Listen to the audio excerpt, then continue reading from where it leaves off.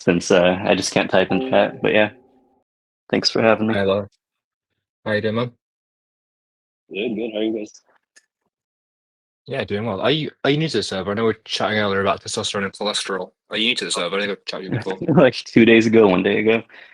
2 days ago. Oh, cool. No worries. How are you finding it so far? Are you still here? So something, I suppose. Yeah, it's nice. I just like chatting about shit, especially fitness. For sure. And what are your fitness goals actually? What do you do? Are you muscle building? Are you strength training? Are you general health or? I guess like general health, strength building.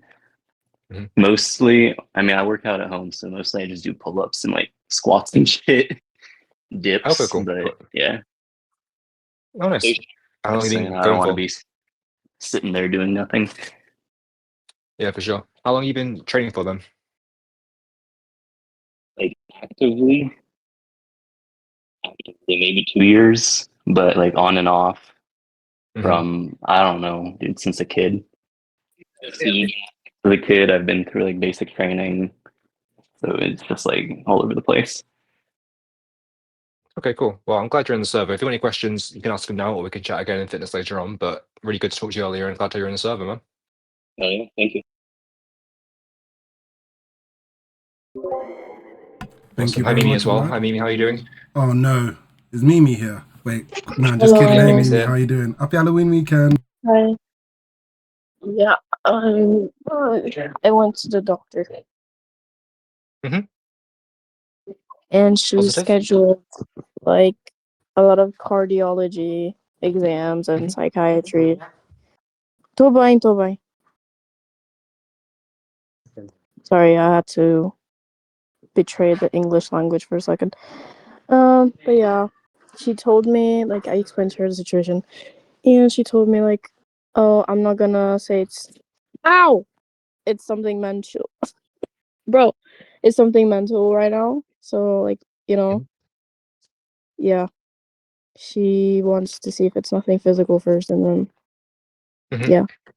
And I've been doing combats, and I went Oh, to good. competitive training today, Got to and go. yeah, it went good.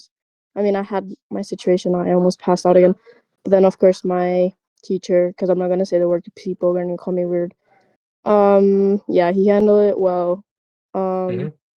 I am full of bruises, but in a way, it felt really good, to go back into these ones.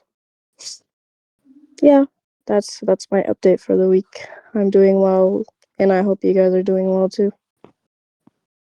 Awesome. No, really glad to hear that, and thank you for the updates throughout the week as well. I do appreciate those. I do check them every time, so I'm glad it's going well for it. And I think it's probably good to have all the checks done just to make sure there's nothing physical to start with. But it sounds really good. I'm glad you had a better week. Yup. Perfect. Thank you very much, Mimi. Awesome. Oh Happy to wait, hear let you're me doing just well. say something that I feel like it's very important. I'm really sorry. Okay. I finally got scheduled for physical therapy for my knee. Oh, thank Yeah, goodness. I feel like that's very important because I talk about my knee all the Ah, time. finally So I good. felt like I needed to give some good news that I'm Hmm. finally going to physical therapy. Excellent. Finally. No, I'm really glad. I'm really, really glad for you. That's good. That's made my day. That's really good. Happy to Excellent. happy to hear, Mimi. I'm just kidding. Yeah, get the help you need. Happy to hear you're recovering well with your mental health and also your physical health with your knee as well. Cool. We do have a guy who has a question. Dread Pirates. Love the name. Good Pirate Roberts. It's Princess Bride. Is this the Princess Bride? Yeah, it is. Yeah. How you doing? I'm doing great. How are you guys? Yeah, doing well, thank you. How can I help you with your fitness? Uh, I already asked my question in the chat, but it is I'm kind of wondering like how do you like afford, I might sound so cheap, but like how do you afford to bulk Mhm. in this shit Oh, for sure. economy? Yeah, man. Yeah, for sure. That's a very good question. Like you Good skinny question. dude. Yeah, it's rough. It's rough out there, absolutely. So the key part of bulking, well, people make a big deal of bulking as well. You don't need to have a massive, massive surplus all the time. People will think you need to have like an extra 1,000 calories. in reality, you don't need that extra 1,000 calories. Maybe 500 is great. That's the most you probably need. Anything more than that is probably just going to be extra fat and also more money out of your wallet. So if you set up a diet for bulking, you can eat the same things cutting as bulking. Doesn't make a difference. The main thing is eat more calories if you're bulking. So once you hit your protein requirements, which you don't need, you can probably set your protein at maybe 1.5 grams per kilogram body weight. Once you hit that protein, you don't need any more protein than that. So you don't need to have, 200, 300 grams of protein. That's just going to be wasted. Set it around 1.5 kilos, 1.5 kilos per 1.5 grams for each kilo body weight. That's plenty for bulking, right? And then it's simply finding the cheapest kind of semi-healthy things you can find to bulk off of. So rice is generally very cheap, easy carbs for rice. Things like oatmeal. I don't know where you are in the world. So those are carbs generally quite cheap to get hold of. Going to cook in bulk as well is easy. Outside of that, oils and fats are very easy to get high calories in. They're probably not the best thing in the long term to have, but they are easy calories. Most fats have what 800 900 calories per 100 milliliters, so that's lots and lots of calories really easily. So ideally something like olive oil, but don't something like that. Have you got any ideas that would work for you in that kind of situation? I don't know where you are in the world. We can try and think more, but I'm not an expert in the whole world, obviously. Oh, that's very valuable. Thank you for the answer. Okay. And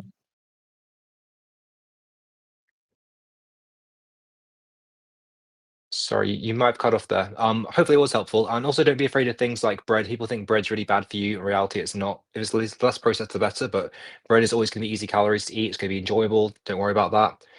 And if you're really struggling, add extra things like don't worry about some extra treats if you're bulking. It's not the time to be super clean. Try to eat generally and eat healthy in general, obviously. Again, get the protein in, get some fruits and vegetables, but then cheap calories, ideally from simple sources, is the best way to do it. Hope that was helpful to you, man. And I really like the name. Really good name. yeah, well, yeah, thank you for the tip, man. I appreciate it. I think that's just about it. Okay, awesome. Well, good to talk to you, man. Any more questions, do let me know. Hope that was helpful to you. Yeah, thank you. Yo, thank you very much, Red Pirate Roberts. Really do appreciate you. If you have any more questions, feel free to ask. You're always welcome to. Also, mate, is you new to the server? Is this your first question? Yeah, I think for the let's see. Yeah, I'm heading down, guys. I gotta go. No worries, mate. See you. Thanks for asking No the worries. question. Good to Take talk to care. you. Yeah. Gav. Thank you. Gav, do you have any questions you want to ask? Maybe we should do a Gav checkup. I have a question. Where I Oh, can go ask ahead. something. Oh, yeah. So I feel a big pressure on my hips, and I felt this when I started doing combats again. I felt like, I have a lot of flexibility and stuff.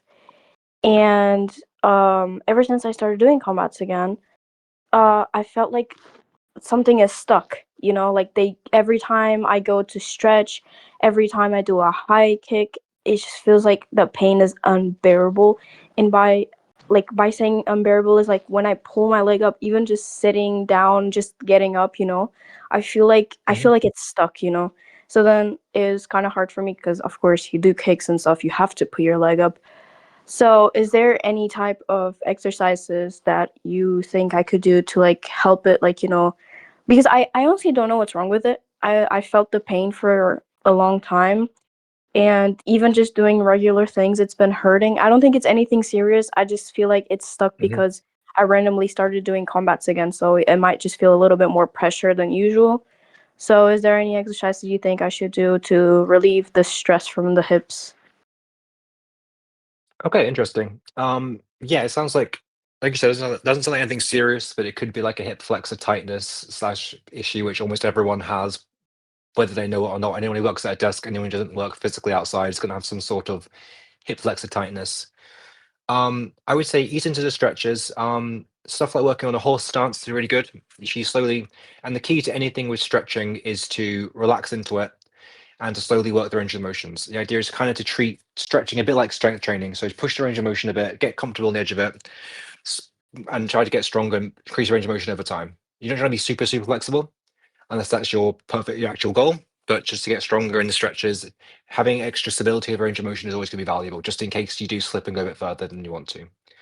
So yeah, going to practice a squat, a horse stance are very valuable. I would say practice like a sumo deadlift, work those stretched again hips, slowly move into it. If you lie down, if you sit down and try to just raise your leg up to completely straight, that works the hip flexor really well. That's going to be valuable for that. You can also then work each leg individually and try to increase like an obstacle. So set a water bottle down, try and lift your leg over that. That's going to work for that. Outside of something like a couch stretch is really useful, and try a pigeon stretch. Those kind of things will, again, ease into it, work it over time, and breathe through the stretch.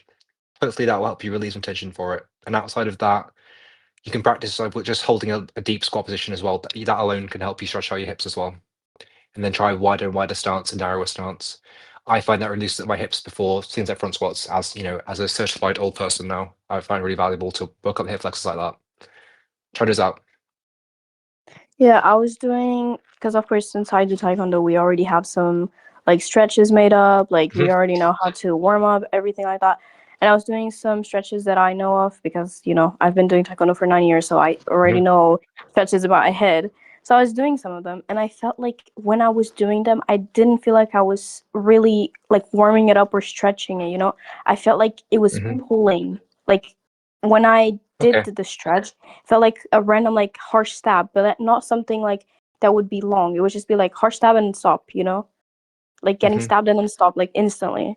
And then I was just like, oh, there's something wrong here, you know? Yeah. Okay.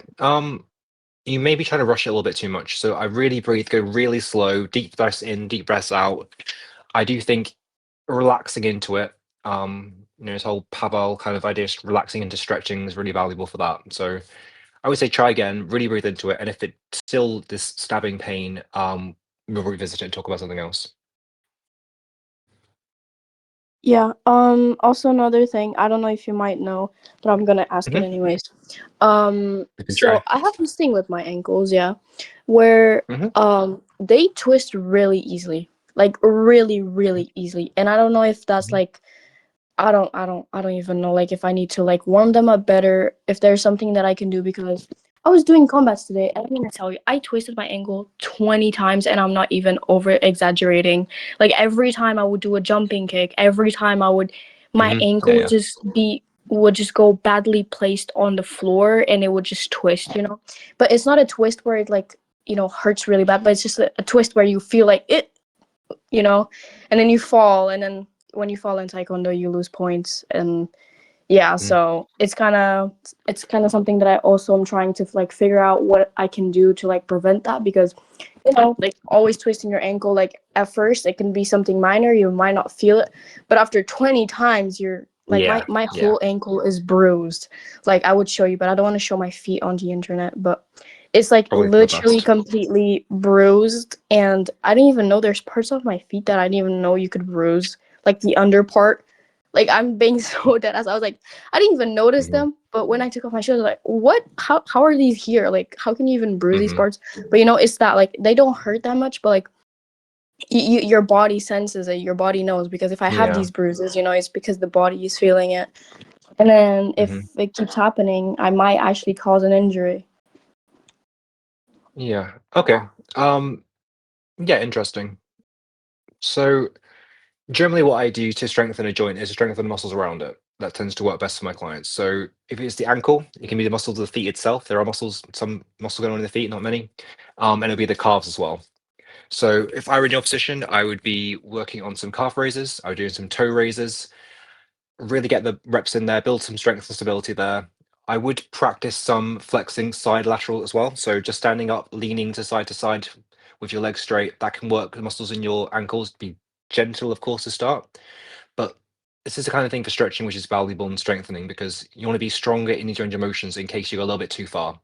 Like often, what I found sometimes, fortunately, I've worked hard on strength training. So there's definitely times when I've been out walking and I've stepped over a curb and I thought, oh, if I'd actually had weaker ankles, I could have actually really hurt my ankle doing that. So I do think strengthen the muscles for the toes as well. You can work gripping with the toes and expanding and spreading the toes out, and gripping as well. That can help the strength of the feet as well. I'm sure having strong feet is valuable for taekwondo as well. Because I imagine lots of single legs where you do kicks, you support yourself with one leg and stuff quite often. But I don't think you probably do much foot training, which sounds odd, but it is good to have strength to grip the floor and stability for that. So calf raises, toe raises, and work on toe expansion and gripping with your feet against the floor as well. I think that will help you build some strength in the ankles. I've also been told it could be like balance, that that I have really low balance, so that's why my feet are not being well placed on the floor. Or when I do put them both on the floor, and then with balance, it just goes out of place.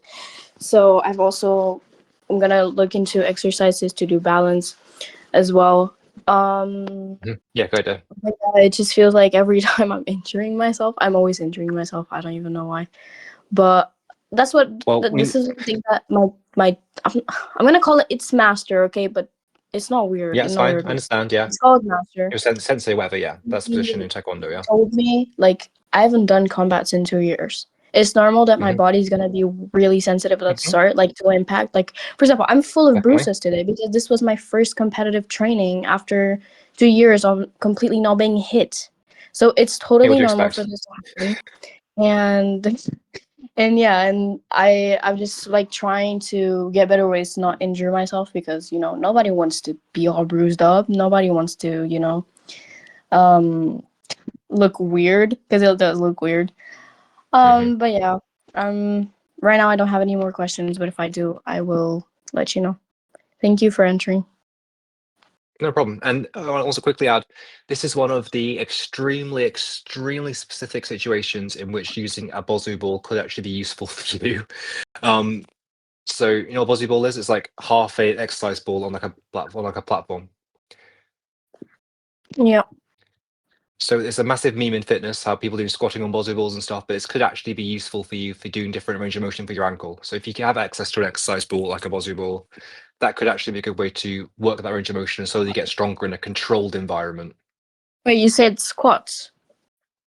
We're just standing on it and moving around on it. Just trying to stand and moving around. The issue don't forget about my knee issue. I can't really do weights, weights too hard on my legs. No weight at all. Just standing. This could be good for stability in your knee as well if you're careful with it. But again, it's very controlled environment.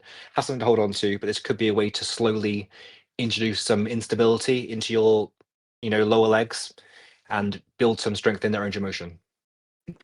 Yeah. I also wanted to add that my knee did not hurt in the competitive training. It has a really big bruise on it, but it did not hurt at all. So that's really good. Yeah. That's a good sign. That's really good. But again, do go to the physiotherapy, do get it all looked at. But yeah, try us out. Yeah. She was like, because I have to do a specific physical therapy because I do taekwondo, you have to do a sportive physical therapy. It's very specific. But I was also telling her why shouldn't I just try the normal physical therapy? I know I have to do that, but at least try the normal one. It could do something, definitely. Even if it's not the same effect, not the same result. It's still gonna be something. You know what I mean? So I'm gonna start with this. Something as well. Yeah, it's just she was telling me oh, you're 6 years late, but we can still try and see. Better than not doing anything. Oh, 100%. 100%. Yeah.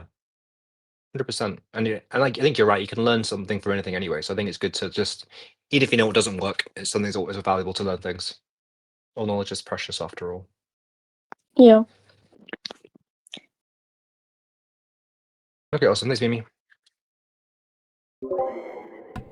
Perfect. Thank you very much for the questions, Mimi. Hope you get well soon. Did anybody else have any other questions? Feel free to raise your hand if you have any questions. I have here with me Chris. Chris is a certified personal trainer with over a decade of experience. If you don't have any questions, we can do a checkup. You can do a second opinion. This is an opportunity for you to get, people pay so much money for high ticket coaching. You can get it literally for free with Chris. So feel free to ask him any questions that you want. Don't be shy. Go ahead and ask your questions. And remember, guys, it isn't strike force. It isn't strike first. It is strength first. Make sure to spell Chris STR first on all platforms. Anybody got any questions? Don't be shy. I don't got a question. I'm sorry. No one's saying anything, so I'm just gonna keep going. It's not a question, but it's I'm gonna ask you guys for your opinion. And I know you're not like really mental health based, but I feel like everyone has a different opinion for it, and I would like to hear about it because, you know, everyone gives an opinion about it. So, what is your opinion on medication that is given to people who, like, for example, like antidepressants, medication that helps you with your anxiety, any of those type of medications? Like, what's your opinion on that? Do you think they're good? Do you think they're bad? Do you think people should take them? If not, why shouldn't they? You know, I feel like this should be something that we should talk about as well, because a lot of people go to the doctor and they're like, oh, I'm gonna prescribe you some anxiety pills, and then they go off with it, but then they don't actually know if it's actually something good or bad. They're just being prescribed something for something random, you know what I mean? Okay, I mean, I can start off. Is this appropriate to talk about? Is this okay? Just to check before we go into it. Yeah. Okay. Cool. So I think they're a tool. I don't think they're necessarily good or bad. I don't think they're inherently harmful or do the best thing. I think they're simply a tool that helps you be in a position to deal with your situation yourself. People often see it as a sign of weakness. People think, "Oh, I can't go on medication. That's I'm too strong for that," or people think different of me because of it. Whereas I've always seen it as something that's quite brave to do because you're taking a step to improve a situation. People want to wean off that, and people think, "Oh, I've had this for too long. It's not going to be me dealing with a situation. It's me using a crutch." And people have crutches because they need some help. There's nothing wrong with that. And I think admitting you need help is very strong, to be honest. I think hiding away from it and trying to deal with it yourself isn't the best approach. I think it's much stronger to say, I need some support and help for this. And if medication helps you do that and it puts you in a position that you can deal with it, that's fantastic. And some people need to have that long term, and that's also fine. That's not a problem. People think, oh, I'll go in for a short term, and if it doesn't work, I'll go off it. Like sometimes it takes a while to get used to it. Sometimes people just have a chemical imbalance that needs to be corrected by something. But like if someone took medication for an actual disease or an illness, I wouldn't think differently of them because of that. If someone needed diabetes medication, I would think differently because of that. If someone had a genetic condition, I would think differently because of that. So my opinion is generally good. I don't think people should have it. It don't necessarily be the first resort. I don't think it should be the first thing. Just get slapped with things like that and depressants and things. But if it's after a conversation and it's going to be beneficial and it's checked and it's gone over supervision and done properly, I think they're just simply tools. That's my opinion on it. I think they can be, if they're useful for you, they're useful. I don't have a negative view of them at all.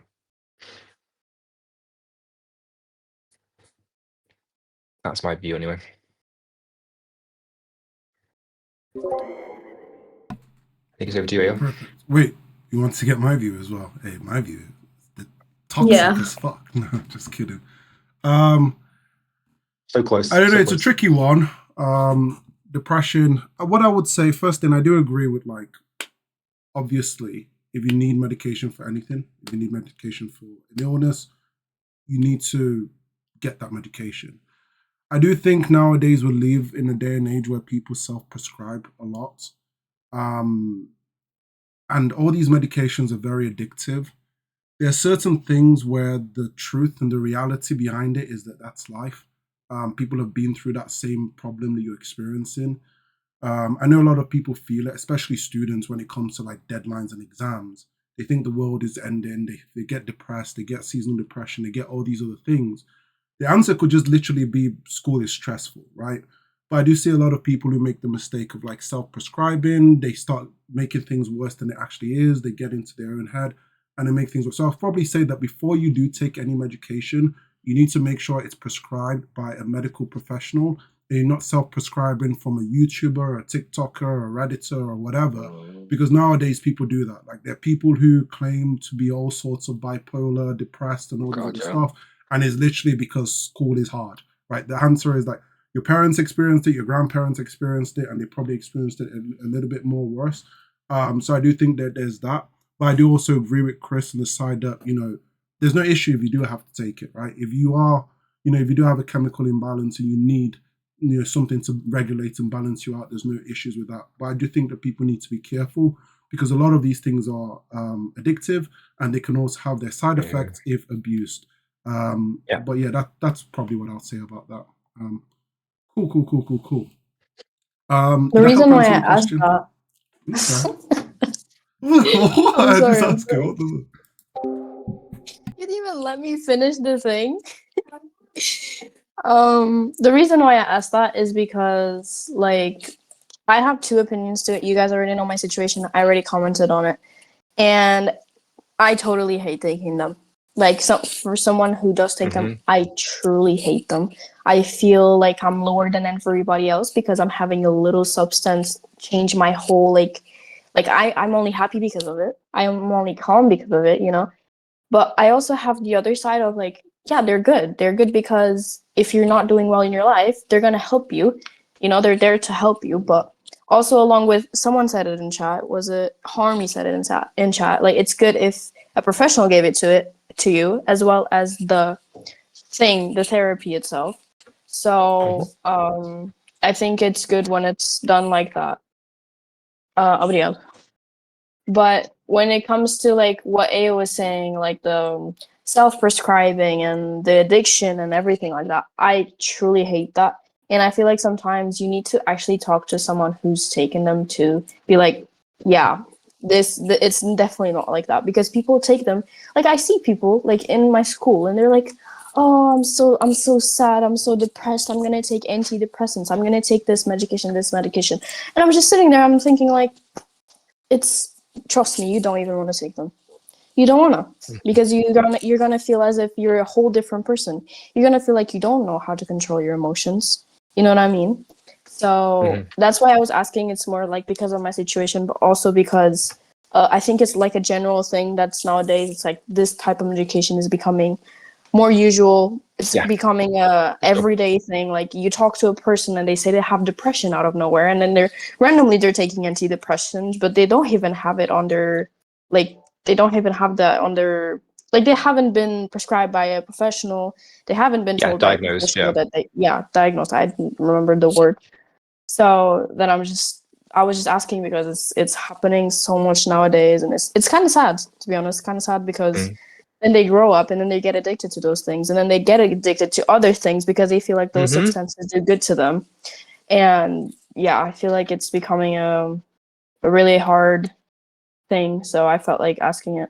Yeah, I think it's a good question. And I think it's also, people like to pathologize things a lot now. People like to think, oh, I have this one attribute, therefore I must have this condition or this, Yeah. just not disability, but you know what I mean? And that's very much so I feel bad for young people, man. Being on TikTok and stuff, you can think, oh, I find it hard to focus on something. You've got ADHD, you've got ADD, you've got all these people diagnose you with 5 different things and say you need to have all these things. You're cooked. You're absolutely cooked. You can't do anything. And it's, It's I think it's also really like to hard fit because in. I feel like also it's to fit in. But then what they don't realize is, like, when you have it, you're gonna feel it in a whole different way. You're gonna sometimes when I was younger, I'd be like, I just want to break a leg, and so my mom can pay attention to me, like, as a joke, you know. Like, we all did as young when we were younger. Like, oh, I hope I break a leg like him, you know. And then when you actually do it, you're sitting there, ugh, I wish I didn't break my leg. And I feel like sometimes people need that reality check. Like, do you really think that life's gonna be all sunflowers, like sunshine, stuff like that, because you take medication, because you say you're depressed? Like, it's not, because there are people out there struggling to actually get over, you know, these type of serious situation. And then the issue is, then when you go to a professional, they don't even want to believe you have that issue, because they're like, oh, a lot of people say they have this, so how am I going to believe you do have it, you know? Like, that's what happened with my doctor. And I totally understand her. Like, I would do the same if I was a professional, because nowadays all teenagers go like, yeah, I have this because life's so hard, school's so stressful, you know. So then it's hard for professionals to actually, like, diagnose you with something if more people are starting to say they have this and this when they actually do not have it. Yeah, I do think you're right. It can be hard to see what's actually going on with so much misdirection, or people are quite hypochondriacs. People think they've got something, and then people become more suspicious of that. And perhaps the people who do actually who need support, who actually have the condition, will kind of fall between the gaps, and that's unfortunate as well. Yeah. But no, good topic, Mimi. Good topic for sure. Thank you for letting us have this discussion. Yeah, thank you very much, Mimi. That was a really good conversation. And I do agree on the point of, like, people self-prescribing. I'll probably say anyone who's experiencing depression, just remember seasonal depression is a thing. Don't reach out and get the right help that you need. Also, don't fall down like the wrong rabbit hole through TikTok or Reddit because it can be very easy. It reminds me of like back in the day when people use WebMD. Like I remember uni, like you get a cold, you go on WebMD, Oh my it's like God. you're literally It's dead. over. It's over. You should have died 3 weeks ago. It's like, wait, what? But yeah, cool. Guys, if anybody has any questions, feel free to raise your hand to ask. There's no question too big or too small. It can be fitness, it can be nutrition, it can be mental health. Someone asked a before- question in chat. Nice. I think Candy said he had a question. Candy, do you still have a question? Albert's asked a question in chat. He pinged you. He said, "Can I train muscles every day?" He asked earlier, but no one replied to him. What's his abdominal muscles? He said, "Can I train abdominal muscles every day?" Yeah. You can, but there's no real need to. Abs are just another muscle. Yes, you can train them often. Yes, they build tolerance to it, but more than twice a week isn't necessarily going to give you more gains. Unless you want to split it out and do a bit every day, that's fine. But as long as you get the same stimulus in over the week, twice a week is absolutely fine. Every day if you feel like it, if you want to do it, if you'll be active, like you want to do some sit-ups, some planks, maybe you'll do some crunches, some of that, that's fine. But it's not going to necessarily be better than twice a week for proper, once you get the volume in, stimulus. That's not a problem. No worries, Albert. No worries. Candy, how you doing? How are the ribs? How was the recovery? I'm doing good. The ribs are definitely getting better. Excellent. I was in the gym yesterday and everything was going well until I did incline dumbbell press for some reason. Then I started to feel it, but I still kind of kept going. But I stopped after pull-ups. Okay. Good for stopping. It makes sense to be issues with ribs. If you're doing incline press, you're going to be stabilizing serratus anterior. Ribs are going to be a bit potentially strained from that. Are you feeling okay today from it? Yeah, I feel fine. I'm gonna go back to the Okay. gym. I'm just gonna have to like take it easy. Mhm. And keep the weight light, I guess. And then when they feel fine, I'm going back to the weight I was lifting. um, but anyways, my question has nothing to do with me, but it's a question. Okay. Valid. Okay, let's say somebody wanted to get into strongman competition. What would you recommend that they do? Or like strongman in general. Let's say Sorry, have a guys. second think. Have a second think. No, strongman's really fun. So if anyone doesn't know about strongman, it's what you classic see in the world's strongest man. If you're English, you see it on New Year's every year on TV. So it's general athleticism and being strong and naturally being a huge individual is what you need. So strongman is much more functional, I suppose, than muscle building or powerlifting because you have to move things through space. A lot of strongman is carrying things either on like a yoke, pulling something forward. Imagine the classic is then pulling like a plane or a train or something. Or it could be do a farmer's walk, so weight in each hand, go for distance. There's a very good event in strongman. We do a car lift, and they go inside a Mini Cooper and they carry the car. And there's lots outside of that. There's lots of overhead work, so lots of pushing things over the head. So anything that's going to push over your head is going to be useful for that. So a strict press, a push jerk. Anything overhead is going to be valuable for that. There's a big circus dumbbell, so the enormous, say 100 kilo dumbbell to get it from the floor, clean it up to the shoulder and then push it overhead. So anything, the thing with strongman is very functional, but it's also learning technique for it. So anything that's going to use in a full body is useful. If you want to get into strongman, I would say do some overhead work. I would say do some rows. I would say do deadlifts definitely. Less bench pressing because there's no bench pressing in strongman. And get your conditioning. You need to be really fit to be a strongman. Surprisingly, they're big guys, but they need to be They need to move fast on the feet and move. Eddie Hall won World's Strongest Man one year, but that's only because no shame. He's a very strong guy, but he won because that year the events were very static. there weren't very many moving events. He was an absolute unit and huge and strong, and he won through sheer strength alone. Loading events as well. So when they have the Atlas stones, they bring them up from the ground, lift them up on the chest, put it up there. So Zerchers are very good for that. So Zercher squat, Zercher deadlift. That's when you hold the bar in the crook of your elbows. It hurts like hell, but it builds up a lot of core strength and forearm strength, upper back strength. Front squats are very good. And outside of that, just getting very, very strong in general, as I recommend. I'm not sure if there are any strong men in the server, actually. We should try and find some. Okay, that's so like a lot of just getting big. Then is what you're trying to say, and doing overhead work. Yeah. Yeah, be Okay. strong, Well, be able to move with weight as well. Be able to move with weight. So that could be having a bar on your back and doing walks. It could be walks in your hands. It could be a waiter's walk. It could be having a combination walk, like having a bar here, holding a dumbbell here, sorry, a kettlebell, any kind of moving. And then you do other things like some throwing events as well, which is always fun.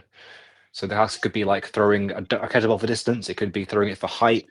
Anything that's being athletic and moving things, moving your body as well. It's a very athletic sport. wait, that leads me to a second question. Is it okay to ask? I don't want to like Yeah, of hold course. anybody up. Of course, of Okay. course. So let's say if you take bodybuilding, calisthenics, and powerlifting, which one of the three do you think would be best to transition from that to strongman? Oh, okay, interesting. CrossFit. CrossFit's the easiest comparison because CrossFit athletes are highly conditioned, and they include some levels of strongman events anyway. They do like deadlifts for time and stuff. They do deadlifts for weight.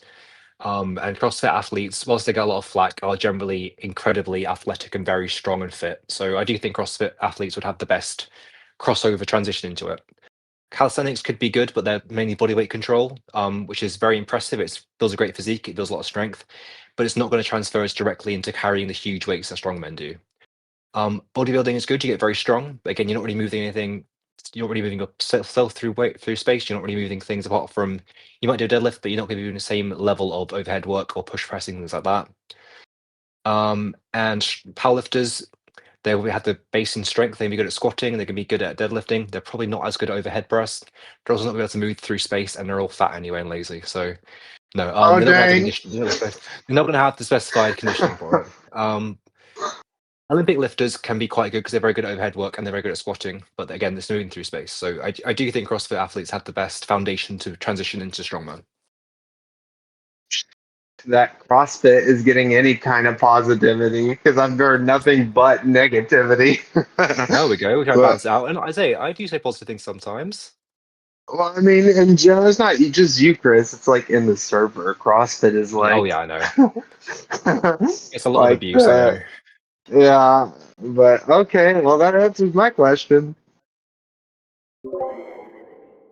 Perfect. It's nice to see you both bonding over cleaning and jerking. Over to you, Vlad. Vlad, do you have any questions to ask? And welcome, Jim. We go, Jime. Are in the Thank you. spirit of Z's. How are you doing, dude? I'm doing good. I hit legs earlier today. Yeah, I saw the video, mate. You train I saw- bodybuilding, right? Yeah, I'm a bodybuilder. Yeah, that he's was like jacked as true hell. Jacked as all failure. hell. That's nice. Try to put on He's getting some good montages size. as well. He's getting the montages as well. The chest training was really good. Yeah. Solid work. Thanks, mate. guys. No worries, no worries. Thanks for joining us. Over to you, Vlad. Feel free to ask your question. Yeah, I had a question about what was it? Sorry, my bad. 1 second. Brain fart. Yeah, Yeah, no tendon worries, health. man. Take your time. So tendon health and strengthening tendons and shit. So for like grip strength and shit, that is I mean, there is form, but there's a lot of like strengthening your fucking tendons, right? So that's pretty much the question. How do you do that effectively? Because it takes longer than Okay. muscle. And generally, Yeah. when I have like a decent like spurt in strength, my tendons lag behind. Yeah. So yeah, that's the question. That makes sense. Yeah, and you're right. Tendons will tend to get stronger at a slower rate than muscles. one of the reasons is they have much less blood flow. So there's a few ways to train tendons. The way I tend to look at it, I'm not a complete expert in this. There should be some athletics coach, maybe Connor and maybe Boyer in here at some point. But for tendons, I like to have high reps, so much higher reps than you expect for a muscle. So maybe 10, 15, up to 50 reps, very high repetitions, getting the blood flowing again. And then combine that with some isometric training. So holding and then it will be like an impact. So pushing against something, straining against that, probably without moving. That's how I train for tendons, which can be for the knees, it can be for the ankles. Lots of athletics coaches and athletes do lots of impact training for tendons. So this is best done under supervision because it can go wrong, but it's about making the absorbing force most of the time.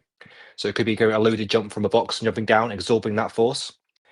I don't have the resources available to go to full depth right now about it, but look into that. Look at the high rep training for it.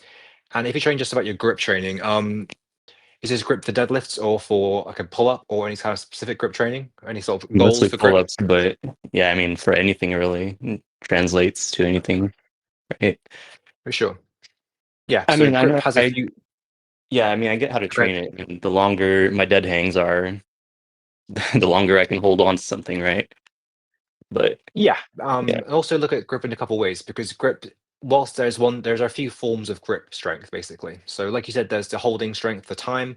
There's also crushing strength, and that can be for time or for weight. Like if you're very good at hanging from a pull-up bar for a few minutes, it doesn't mean you guys hold on to a heavy deadlift bar. It doesn't mean you're gonna be able to like do like a crusher hold, or maybe hold on to like something that's needs compressing.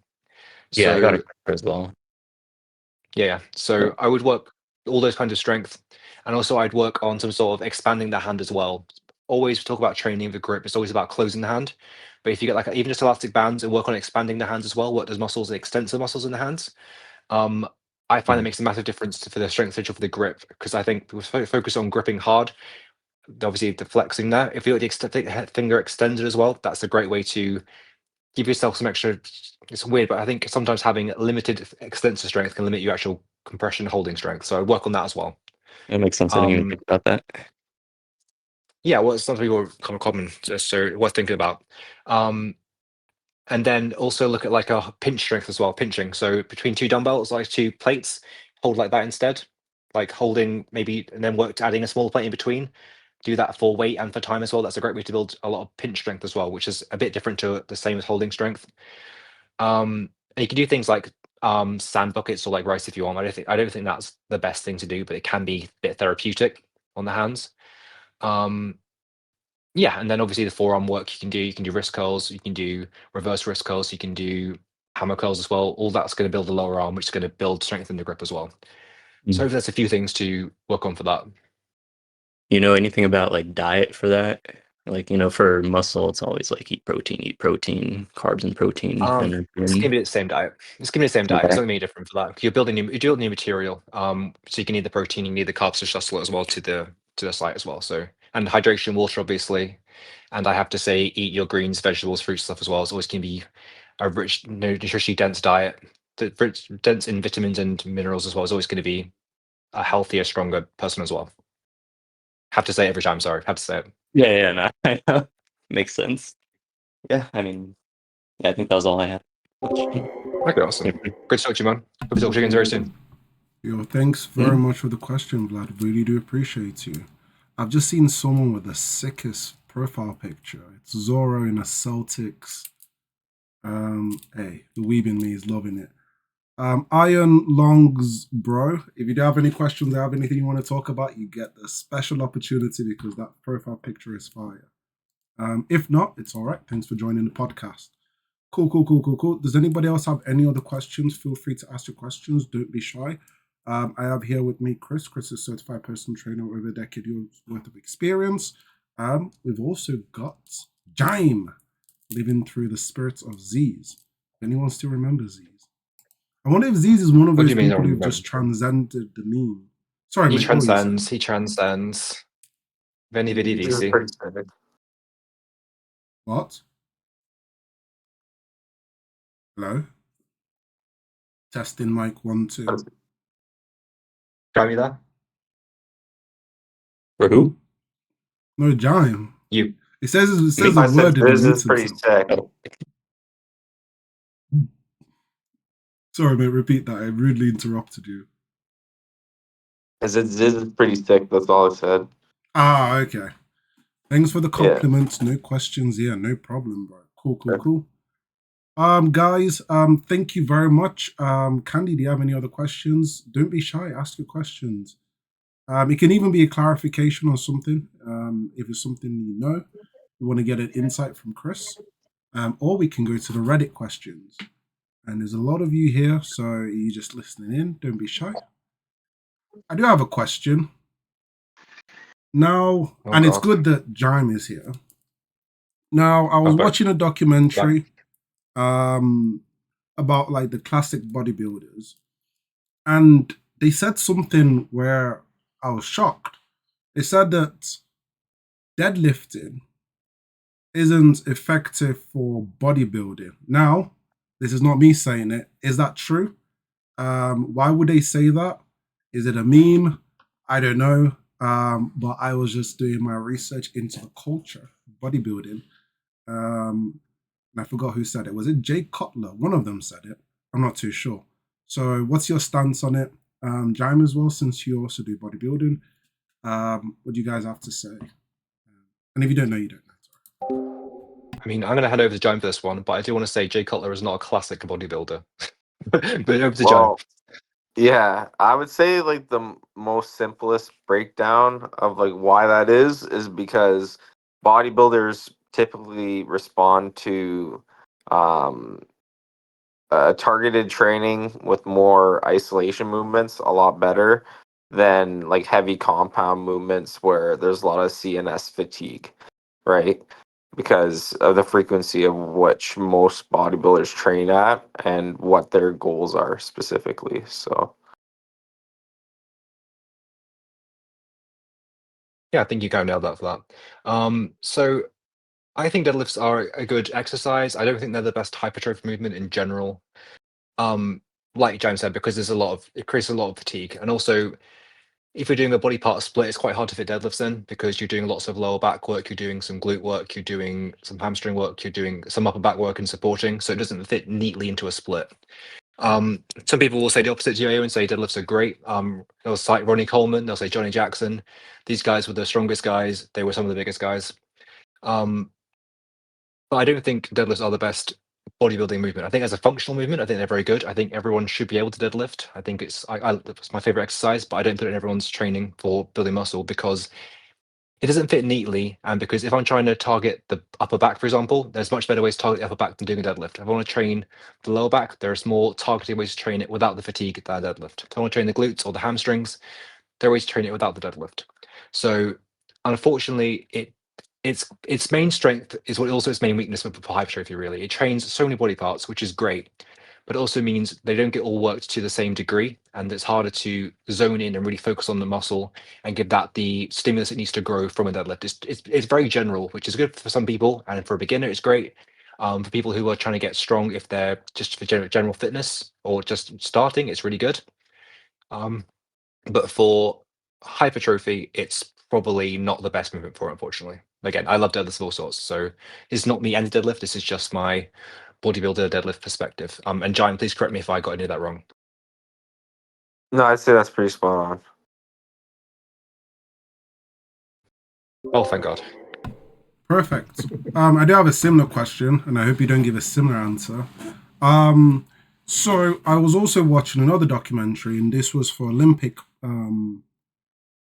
lifters. I forgot who it was. Was it the Chinese lifter? I forgot. It's one of the best. He was saying something about how if you want to get a well-formed chest, you shouldn't be doing bench press. You should be doing cables, pec flies, chest flies, and also you should be doing barbells, using barbells. Is that true? What's the science behind that? Is bench press completely useless?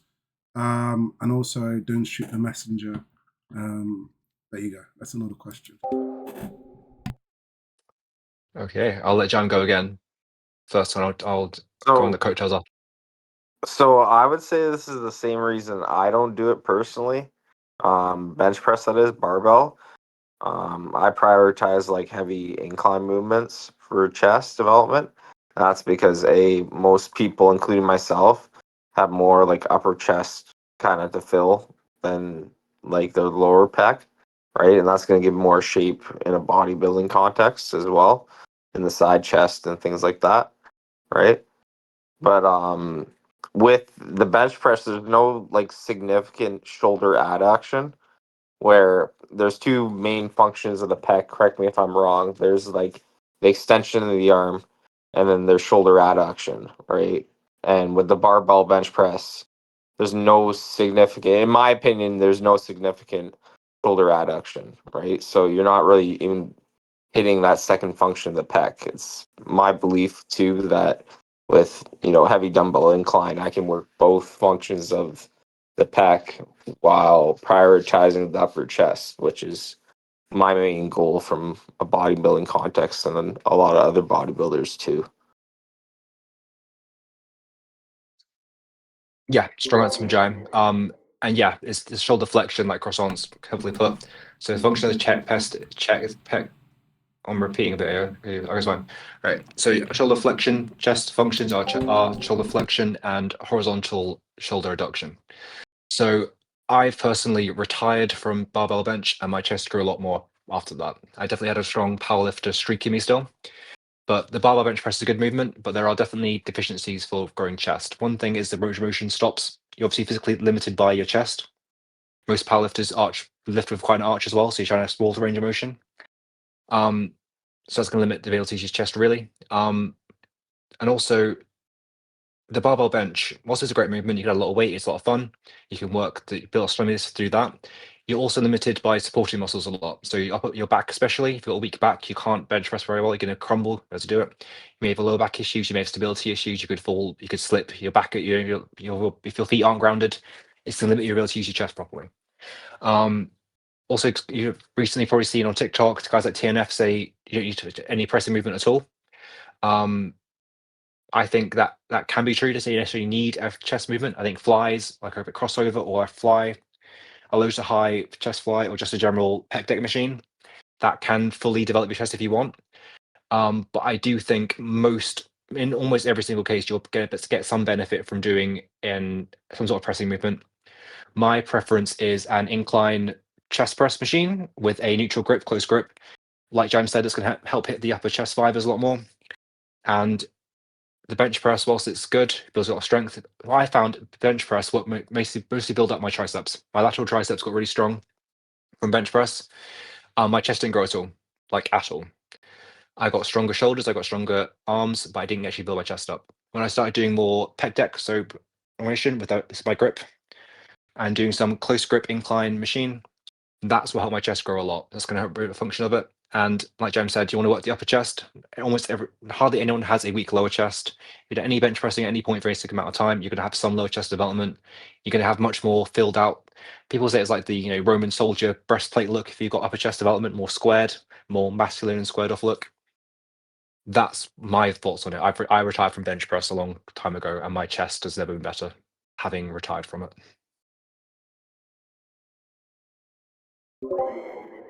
Perfect. Thanks. Guys, if you do have any other questions, feel free to ask. I'll probably just keep asking questions that I've had at the back of my mind. I've probably wanted to ask some coaches. Cool. So I'm guessing both of you are coaches. Chris, I know you are technically a coach. No, I'm just kidding.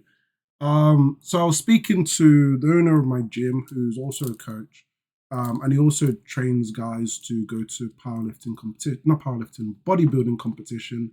There was someone on the roster who technically was supposed to win. The guy has like the symmetry of God knows what on abs, and he didn't barely made top 5. So the question is, as a coach, do you feel some sort of like mental dependency if you've trained someone to the fullest and they don't get the results that both of you were expecting? So either your clients or yourself. I know you guys probably, I don't know if you guys train for anyone for like specific competition or specific reason, but just in general. So let's say you're trying to train someone for either an event or or just non-event or whatever, and they don't meet those specific goals, do you feel a personal responsibility on your part that they didn't meet it, or is it something that you guys don't think about? It's probably more of like a personal question rather than fitness, but I just want to get your stance on it because, Yeah. which also I've got another question about how can you tell someone is actually natty? Because I think I saw pictures of that show. Most of those guys do not look natty, but that's a question for another day. But yeah, what's your stance on that? Yeah, I mean, good question. I've never trained anyone for a bodybuilding competition, so this is not from a bodybuilding perspective, but this is for people with the goals, because it's fat loss or just aesthetic look. Um, yeah, I care about all my clients' progress. So if they don't reach their goals, I'll be not necessarily upset, but I'll look into it. I'll be quite frustrated. I might say, "Have you done what I told you to do?" And if they haven't done what I told them to, they'll be more annoyed. But if other reasons have got in the way, then it's frustrating for me as a coach because I want someone to get their results they want. So it's always going to be an element of frustration. It's very rarely going to be I'm happy about it. I'm not necessarily going to be like upset. Obviously, their personal goal is up to them. But as a professional, I take pride in getting my clients results, and I'm invested in all of them making the best success they can. So yeah, it's frustrating. It's upsetting in some ways, and it's hopefully going to be a learning experience for probably both of us. And hopefully, I do learn to carry that forward. Over to you, Jan.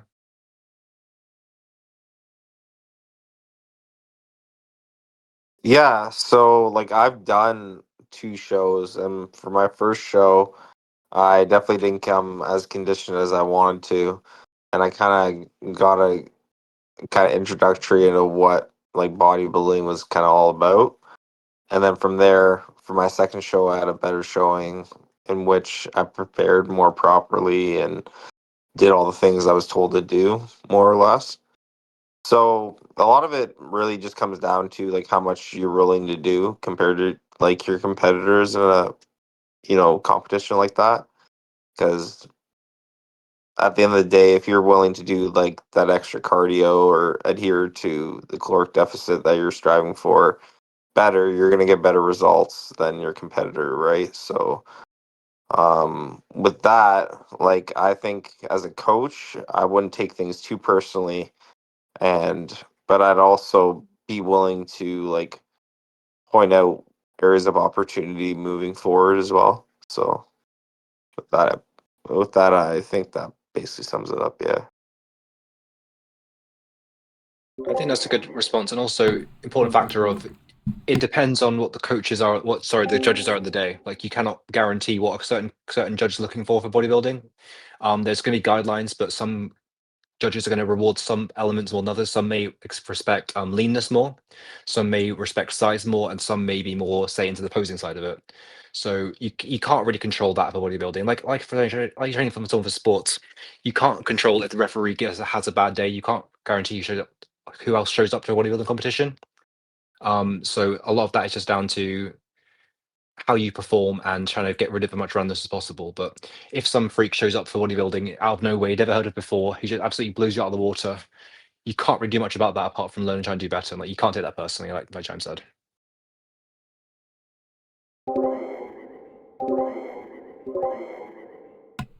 Perfect. Thanks for the answers. Does anybody else have any? Ooh, someone Iron Long's bro, the guy with Zorro and the Celtics, as a question. Feel free to ask any question, guys. Over to you, Chris.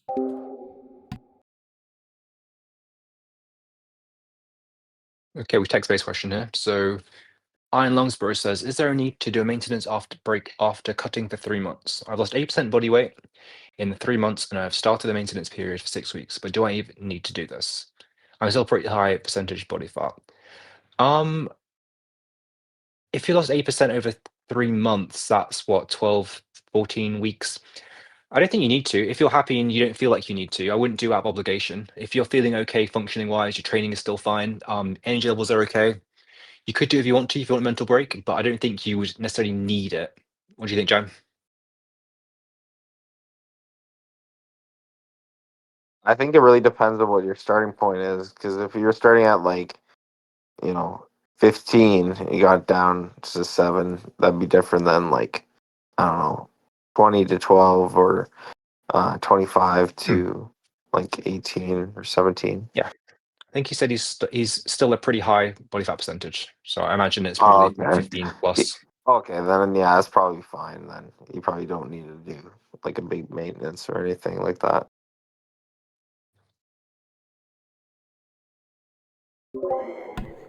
Perfect. Did that answer your question? I see you're typing.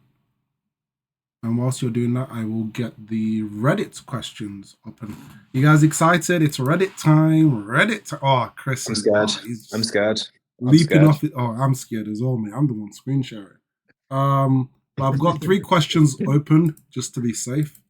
And God, hallelujah. Yeah, I know, right, mate? Reddit is a dangerous place. But the good thing, it is my subreddit, and I am sharing the wrong screen. Nice. It gets worse. It gets worse. The frick? Right. Echoing. Hey, You need to hear me once. I am No a one needs to hear that more freaking than once. regarded person. Right, so this is the... Cool. Right, and for those of you, if you're sick of the Discord, I'm not gonna lie, I am, and you want to go to a more mature place, feel free to join the subreddit. It is r/effectivefitness. You can post memes. I actually started a gym meme subreddit. It's got 1,500 members, soon to be 2,000. The moon. But yeah, feel free to join, ask your questions, etc., etc. So we've got a question. Can you guys see my screen? Let me do F12. Yeah, I can see it. Perfect. And then I'll just zoom in. Over to you, Chris. Okay, reading time.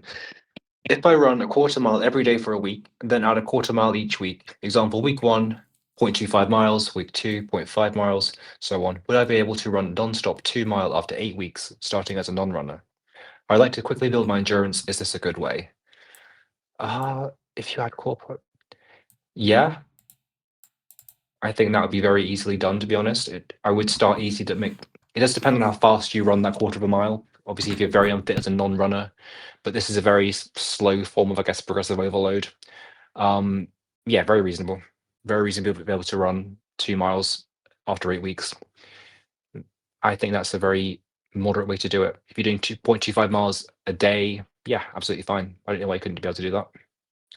That's a very reasonable overload.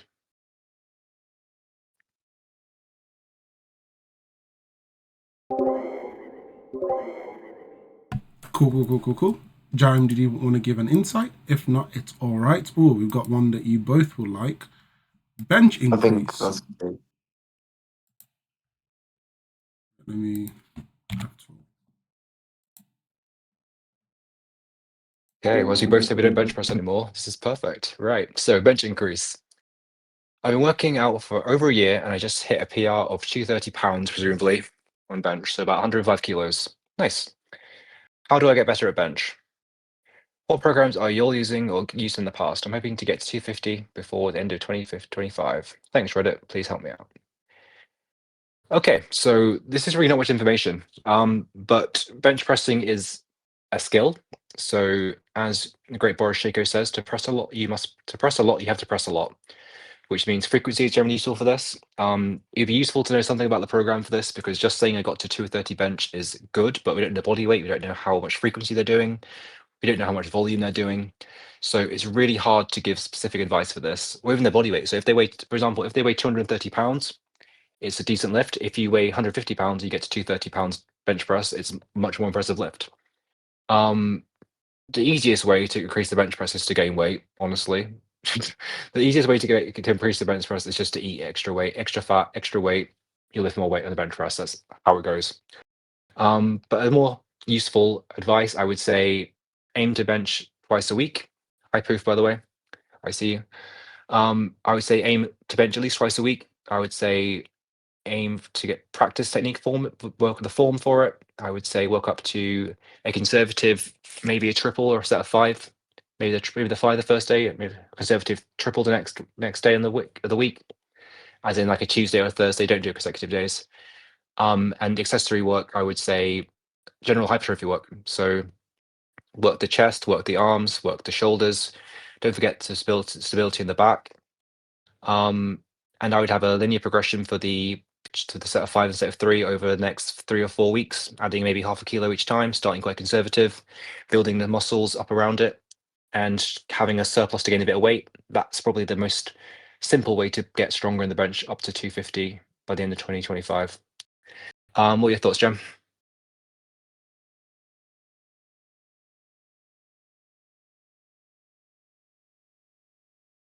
Sorry, I'm back. I think if you follow any proper bench program, you should be able to get there by the end of 2025 easily. As long as you adhere to what the bench program had laid out for you.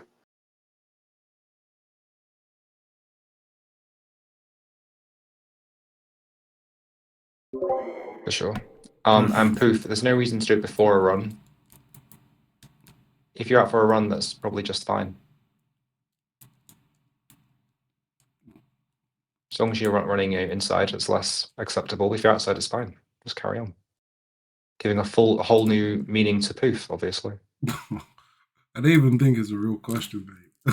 Also, hey, but I do. Oh, it is true. A lot of marathon runners, they do tend to have a lot of bowel movements and stuff like that.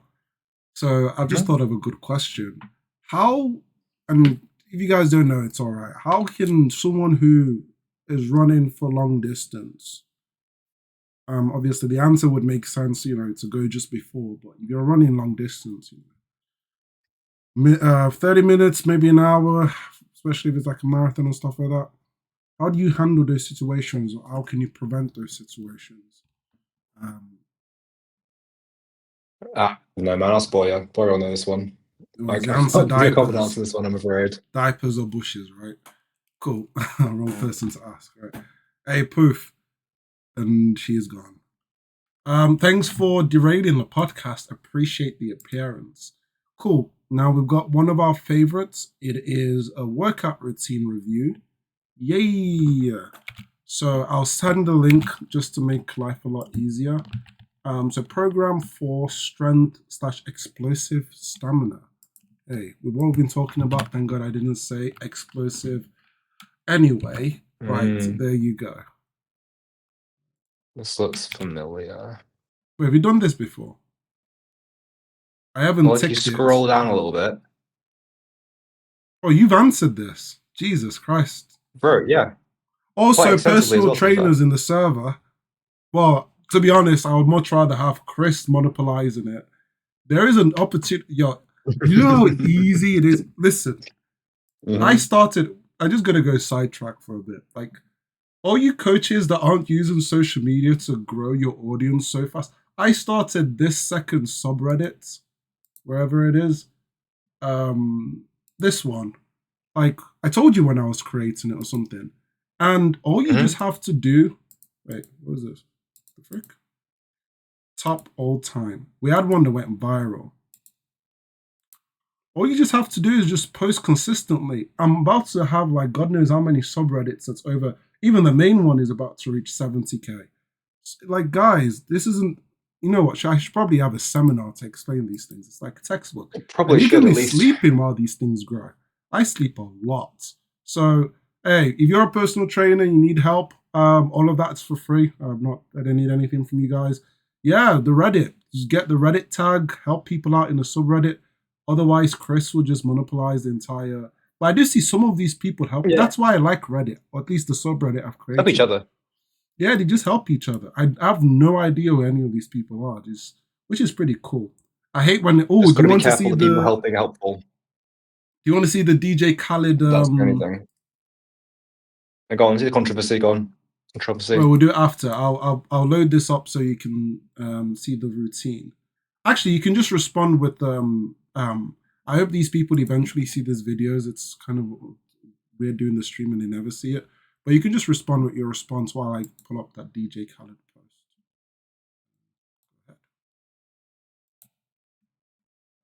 We got here, so let them.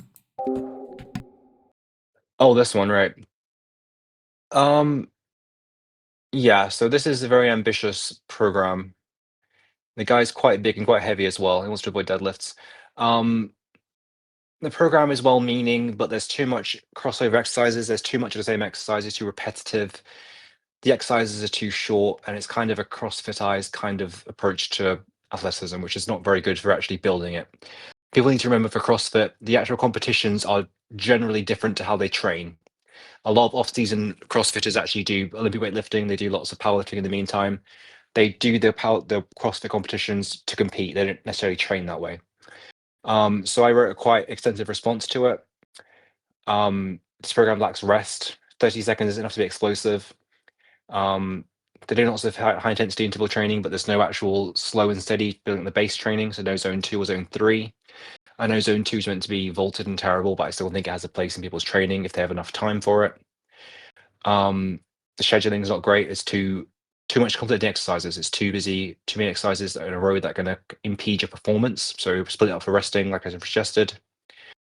And yeah, some exercises are just being used too much.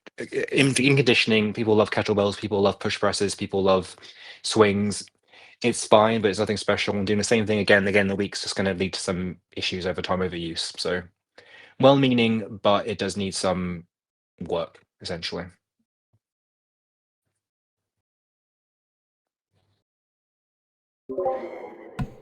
Perfect. Yeah, the original one got the original DJ. And thanks for giving a review to Jime. Did you want to chip in? Ooh, Musaki. And Jum is sorry, mate, I'm butchering your name. But Jumi, you're next after Musaki. Musaki, feel free to ask your questions. And quickly on the Reddit segment, thank you very much, everyone who's already on the subreddit. Feel free to join. Make sure to join our subreddit if you're interested. Reddit is a better community, I'm not gonna lie, than Discord. It's drama free. You said the quiet part out loud. Wait, what? Oh shit. Okay, my Oh, Discord is bugged. I You guys love hear all me? my children exactly the same. Yeah, Yo, rubbish. fuck that shit. This We know it. Discord is cooked. You all suck. Nah, just kidding. Right, the Reddit is pretty cool. A lot of people, mature audience. The people between the ages of like 50, 40, granddads, 30, 39s or whatever. Granddads and grandmas and granddads and no, I'm just kidding. But there are people. Am I still screen sharing? Chris, did you get that joke? Yeah, we see it. Yeah, I saw it. Yeah. Yeah, it was seen. But there are people who look like 39. And the reason why, so what I've done is, right, this is basically like Professor from Powerpuff Girls. I have put together all the correct ingredients and removed everything that went wrong with the Discord to make the subreddit. So the subreddit is really good. It's got a nice balance of motivation, questions, memes where people are supporting each other. And it's a perfect community. So if you're interested, feel free to join. That's enough self-glaze and self-promotion. Over to you, Masaki. Feel free to ask your question. Yo. Hello. Hello. Hi, man. How you doing? First of all, you know my ankle problem? Yes. Another mild problem has surfaced.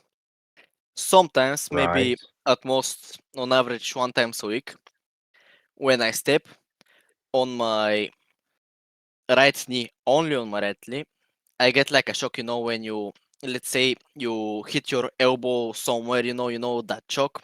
Mm-hmm. Yeah. And I get that feeling. Is that something I have to be worried about? It's a little bit weaker, but being on one leg, it's kind of, like, don't know what it is, Yeah. I keep an eye on it. If it happens consistently, maybe go see a doctor about it. But if it's not a major issue, it's up to you. My non-medical advice is get everything checked out by a doctor to make sure it's okay. But if it's not going to be massively injuring, it's not super painful, it's not causing you consistent pain, just monitor it for a bit, see if it goes. Yeah. Also, 2 other things. First, Jumi's whatever. I remember he raised his hand before me, so I'm gonna say that I kinda, overtook him or whatever. Mhm. Second problem is, I got in an argument with a friend. I was just talking about what meal I prepared, yogurt, which is not like the sweet yogurt, it's like Greek yogurt, but Bulgarian and better, So cow Bulgarian yogurt, Greek yogurt is shit. Yes. Put stuff like oats, bananas, remember that, and other stuff, tahan, blah blah blah. Nice. And when I said I had like 2 bananas, he said that it's just like too much sugar. Do you have to be really that worried about sugar from, from fruits, because it's kind of annoying me, like, let's say some people say bananas are good, you can take it before workout, like a quick snack, it's not too heavy on the stomach. Others say there's too much sugar. Some say it's good to eat like meat and eggs. Others said too much cholesterol. How much am I supposed to eat, man? Like, it's kind of annoying, Yeah, it's difficult. It's difficult. So generally, I would not worry about sugar from fruit. And having a banana before, and especially after a workout, can actually be really beneficial, especially with some protein, some easy, simple carbs like that. It's healthy carbs. It's going to be really good for getting the recovery to your muscles. Really useful for so you're making sure you're growing after a workout. Cholesterol and red meat and eggs and things. There's lots of debate, lots of here and there about it. Generally, eating cholesterol is not going to affect your cholesterol in your body, but having too much saturated fat is not great. And I would also try to limit saturated fat after a workout because that can slow down the muscle growth process. So after a workout, get some simple carbs, get some protein, minimal fats if you can. Outside of that, having some red meat each day is probably fine. If you already have issues with like cholesterol or like blood pressure or things like that, I would limit your red meat, but otherwise having red meat is fine. 3 or 4 eggs a day is probably going to be absolutely fine for a healthy individual. I wouldn't worry about it. Yeah. I think that's how maybe I can stream you some of my meals, even the one that, I was doing Chinese rice. And I gotta say, we lost a pan in the process, man. Like, I did it, but we lost a pan. But Fallen soldier. I'm very much suspecting when I was throwing away the pan, it looked clean. So I'm suspecting that my mother used it as an excuse to throw away the pan, and get a new one. So what do you say, man? What do you say? What's your expectation, That's suspicious to me. That's suspicious to me. Yeah. Can I share my meals? They should be in my files. files. Okay, For sure. man. They're a little bit, how do I say it? Heretical. Yeah, heretical. Oh God, here we go. I'm worried. You see the stream, right? Wait, I'm kinda history Just waiting for it. Man, good. Can't you see? It says please start webcam. Wait, I'm just gonna change the slide. Devices. Irion webcam. What the fuck is that? Okay. Okay. Now you should be able to see. Now I see look your at screen. this. First, from Lidl. I get like chicken fillets. Maybe that's not the right translation. And a little bit of tortilla. Yeah, nice. And I put in chicken wrap, some nice. stuff. It's basic, nothing special. That's what I ate just for this podcast. Yeah, chicken wrap's great. Okay, now for the yogurt part. Look at this beauty, man. Oh.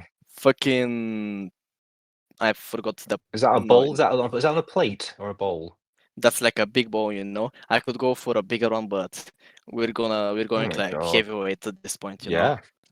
We have oats, we have like fucking seeds. I don't know what kind of seeds they are. We have honey, we have tahan, Tahan is good, it's high in calorie, but it's good food. Right. It's like peanut butter, but like peanut butter, it's hard to eat by itself, and it tastes fucking shit. Yeah, that's good. And the fucking pan destroyer, look at this shit, man. I probably dumped a whole bottle of soy sauce, you know how it's got to be golden? No, man, I like it black, man. Yeah. I like it black. So coffee pot too? Next to coffee pot? A coffee pot, what? Oh, yeah, it's just there, for the fucking vibes, because why not? And I think that's how good, for man. my That's basic good. meals. Yeah, basic meals do it all. It doesn't need to be fancy all the time. Just Eat good food is what you need to do. Mainly it. Yeah. Vlad understands me, and he knows it's yummy. You know, he sees it. He knows what he sees. It's fucking yummy. But you know, we lost a Good pan stuff, in the man. process. Don't ask me. I remember I did a lot of stuff like a whole bowl of rice, like 600 grams of meat, like a packet Oh of my god. peas or whatever. Man, that was like. And now I'm having a problem. You know, I wanna cook my own meals, but I have a brother. So I have a fucking ostrich living in my house. And you know how, like, let's say most places have like 600 grams of whatever meat. I cook it. Yes. It goes for dinner if I wanna eat a little bit better. But as I said, I have an ostrich that finishes the second and last portion. And then I don't have anything to eat in the morning, you know. I also left fucking rice, man, plain rice. What am I supposed to do with the plain rice? I'm not going into the fucking depression or something like that, man. Like, it's a hard life, man. And around my school, there's like fast food and stuff, man. Like, you know, too much. What was the word? Mazina.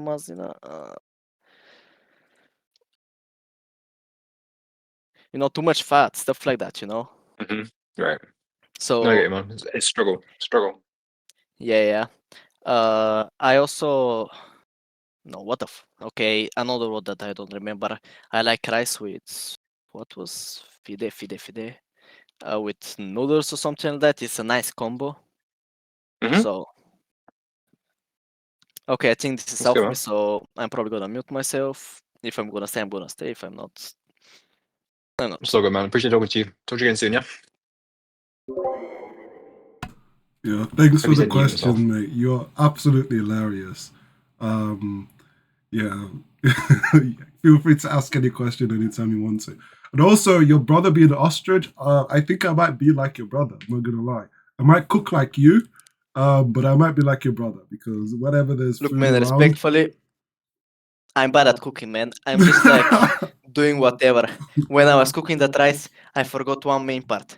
I didn't put any oil on the pan, man. Like, this is heretical. This is why I said I cook heretical meals. And do you wanna know what was my most heretical try I was trying to do? Go on. Now my idea was What's up? like, you know, cut like what was its name? Cucumber in half. And like not fully, but empty a little bit of the middle. And fill it with eggs and like bake the egg, you know. I don't know what I was thinking, man. I was like 11 years bro. old, you know. It's a little bit heretical. And I did a big mistake. I did don't do that the again. cucumber Kill the camera. was not a little, how do I say it? It didn't want to be like standing straight and just tripped over and out of the yolk just you know, man. Kitchen nightmares, man. Oh my god. I'm just a silly willy, man, you know. You live, you learn. You learn, you live, you learn. Yeah.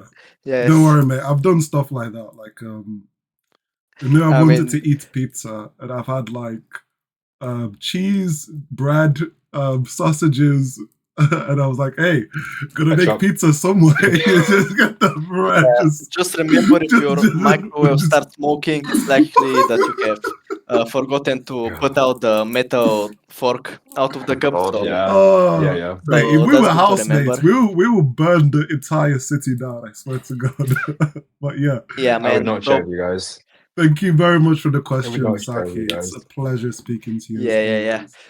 Cool. Like at this point, I'm just trying to figure out what question sucks for the point of like saying No, you can something, stay you know? on. You can stay on in the No, speakers. it's all good, man. All good. That's Yeah, all right. yeah. Cool. So next person, Iron Longs. No, actually, it's Jumi. Sorry, but you both can join. Jumi, feel free to ask your question. How you doing, mate? Hi.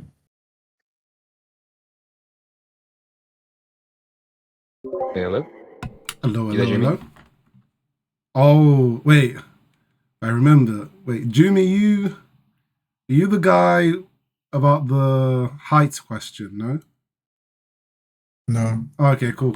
How you doing, mate? Feel free to ask your question. I'm doing fine. this is kind of about like the whole like gym, like going gym. I used to go gym actively, right? But the main reason why I wanted to go gym was to get like women. You get what I mean? I wanted to get women. I wanted to get the ladies. Yeah, I think that's Then yeah. I think most people probably start that way. then last month I ended up actually getting a girlfriend, and like I feel like my whole purpose it's just gone. And I haven't been going gym. I haven't been gym for like a month now. I've been losing gains because I've just been busy with like doing relationship stuff. And I feel like I'm just losing myself as a person. And I'm kind of thinking I should just like just go ghost on her so I can work on myself. But I don't I don't know though. Cause like she can just leave Yeah, at any time, yeah, or like cheat at any time. I And think I'll yeah, have I think nothing. well, I think what you're doing is kind of what you need to do is make something a personal goal and focus on yourself rather than what other people do. So what adds value to you? It's great to think what makes you a better partner, maybe or more attractive and things, but what actually adds value to your life, what you can do good for yourself. If you go to exercise now, yes, it's most people probably start want to be attractive to others, find a partner. But beyond that, being consistent, it's making goals for yourself, it's being consistent, it's treating yourself with respect in that way, having a goal, sticking to it. And partners may come and go, but if you keep that discipline, that respect for yourself, I think that's going to take you much further. And at some point, you're going to be, if you're being attractive enough to someone, it's also subjective. But showing up each time, getting better, getting stronger, these are kind of more objective things that you can use to add value to yourself. And when you make goals and achieve them, you get more respect for yourself. And when you believe in yourself more, that is so much more valuable than just wanting to look good for someone else. Then you get, at that point, you've proven to yourself you can do it. You're worth something. You've got respect for yourself, and you also look good. So I think that's the best way to do it. Internalize these goals. Don't try to externalize them. If you're always worried about what someone else thinks or someone else looks at you in a certain way, you're never really gonna be happy. But if you set goals for yourself, that's a way to, give yourself self-worth. That's my thoughts on the situation, man. I also have a question as well. Mhm. I don't know, like when I go out with her in public, it's kind of weird, and I just feel like less of a man, especially when I'm going like past other dudes because she's she's taller than me. Like I I, I just don't feel like a man when I'm walking Mhm. around with her. Yeah. I mean, again, That's that's like a about finding yourself. I think that's probably comes from a level of insecurity for a few things. And what you need to do is kind of look beyond that. You realize that the girlfriend chose to be with you. You've got your own qualities. You've got respect for yourself. You've achieved certain things. You're smart. You're good looking. You're a good guy. And if you're worried, again, it's about comparing yourself to others. If you're always worried about someone else thinks or someone else having more, you're never really going to be happy. You need to focus on yourself. And there's always going to be a okay. bigger fish, honestly. Someone's always going to be have taller. Someone's going to be better looking. Someone's going to be fitter. Someone's going to have more money. There's always going to be someone who's a bit more. So what you need to do is focus on yourself and giving yourself that respect and being the most that you can be yourself and being content with that. It's always going to be someone bigger, stronger, fitter, better looking, richer. It's always going to happen. You need to be happy All despite right. these things. Also, I feel like in this generation, like as a guy, as a man, you need like money and you need like stuff like that. And I don't got any money. I got no funds. I got nothing. I got nothing that brings value to me. And I feel like she's just gonna like cheat. I would if hmm I I think don't know if she's cheating right now actually. I mean, if you've got all But these doubts and things, there's a few things to ask yourself and to ask her, and perhaps it's just not the right relationship, to be honest. If you're already at this point and there's so many doubts and concerns and you're feeling so bad about yourself, the right partner will make you feel good enough anyway. If you're always feeling insecure or you're not got enough for your partner, maybe just reevaluate what their goals are, your goals are, if you're the right match. Because if you in a proper relationship, these things aren't going to be the biggest thing. They're not going to be the most important thing. They shouldn't be worried about you all the time. You should be able to focus on enjoying their company, making each other happy, not if she's going to leave because of X, Y, or Z. If you're always thinking she's going to leave for something, it's not the right relationship in my opinion anyway. no, she don't. She says that she don't care that I'm broke, but Still though, like it's unacceptable to be broke as a man in 2025. But There's a lot of pressure. There's a lot of pressure, absolutely. And yeah, it's hard. I don't gonna lie to you, it's difficult. And again, it's comparison. But just being, fit, healthy, finding a job that you enjoy that you can get on with, that's enough. And being rich isn't for everyone. Not everyone's going to be rich, unfortunately. But being content, being supported, being a good partner, being a good person, these things are much more important than having all the money in the world. okay. So I also got a question. This is all happening today. She told me that she was going to work, right? And I said, oh, okay, bye. Then she went to work. Well, quote unquote work. She didn't end up going to work. That's what she told me. She told me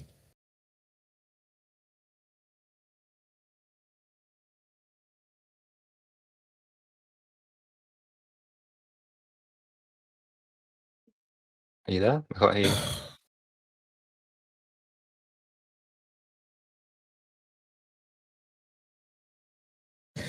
she, sorry, just give me a minute. You all right, mate? I'm good. You need some time. Okay, I'm good. What did she tell She you? told me that she told me that she was going to work. Mm. Then, then 3 hours later, she told me that her workplace didn't need her, but she was still around her workplace. And she told me that she went to her friend's house, and I saw on the location that she was at like she was at like someone's place, right? And 6 minutes later, she told me that can I use Vogue? Can I use adult language in it or no? Oh, be careful. Depends how adult. Okay. Just This is on censor it a Twitch bit. Live, She told so me she told me that her buttocks hurt. right. Her buttocks. That a bad sign. I mean, it could be for a number of reasons. But all this brings me to the conclusion I said before. I don't think this is the right relationship for you, mate. I think it's not good for your self-esteem. It's not good for your mental health. I think take a step back at this point. I think you need to value yourself more and just know what you should tolerate, what's good enough for you, what you deserve, and focus on yourself for a bit. This doesn't sound like it's a good thing. It sounds like something you need to take a step back from and just focus on yourself for a bit, and you'll be much happier in the long run. It's difficult. It's not easy to do, but I think now is the time to really prioritize yourself. But she's kind of like perfect for me. But it's just that the only It problem doesn't sound is like it. that It doesn't sound like it to me. It sounds like there's no, lots of no, it's issues because you're overlooking it. And I think you need to focus on yourself for a bit. I don't think you're choosing your own happiness truly in this situation. You're choosing what's convenient, what's easy in front of you. And instead, you should focus on what's actually good for your health and your well being and you in the long run. And that's my no, opinion. the only problem is just that I got no money. That's like she's legit perfect. She's wifey material. Mm. Well, I hope she is. But as far what I've seen, she's wifey material. And I kind I mean, of that's not know what I've who's seen from what you've said. That's not what I've seen from what you've said. I think just take a minute and have a deep think about this.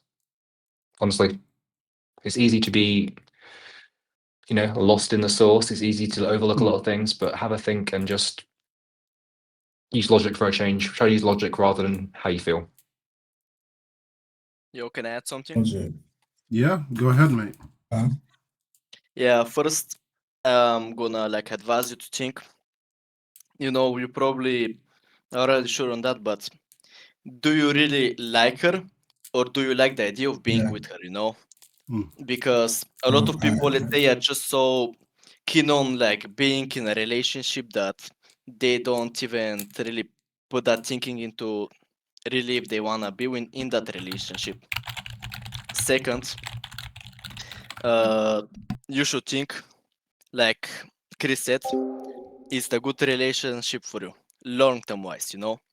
Like if she's ready to cross certain lines, can you really be sure when she's gonna stop? Like kind of how we deal with people.